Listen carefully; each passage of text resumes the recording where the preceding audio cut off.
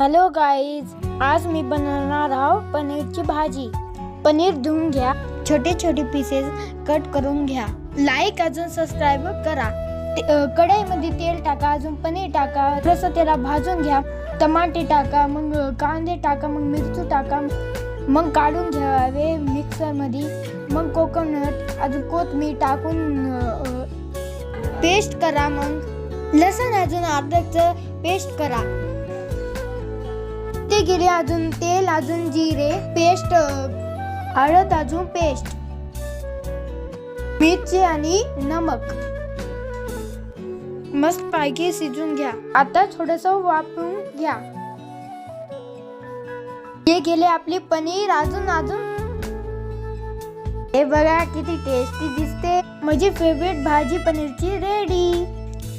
तुमची फेवरेट भाजी कमेंट मध्ये नक्की सांगा। Thank you.